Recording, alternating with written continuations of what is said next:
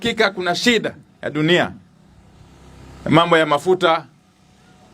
Serikali kuu ya Jamhuri ya Kenya chini ya uongozi wa Mheshimiwa Rais inaishughulikia vilivyo. Tunaomba utulivu na amani idumishwe, na nashukuru sana wananchi wa Wajir pamoja na Northern Kenya kwa jumla kwa kudumisha amani na utulivu licha ya matatizo au changamoto ambazo tuko nazo kuhusu mambo ya mafuta. Nataka kuhimiza watu wote wa Kenya ambao wamekerwa na hili jambo ya kwamba wawe na subira, serikali kuu inaishughulikia.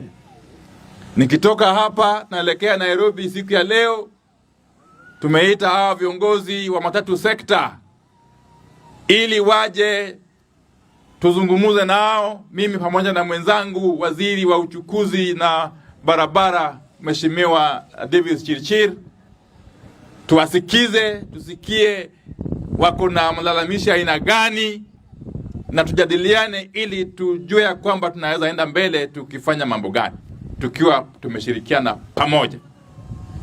Hiyo ndio njia ambayo tutaweza kusuluhisha tabu au shida ambazo zinatukumba kama wananchi na kama nchi ya Kenya.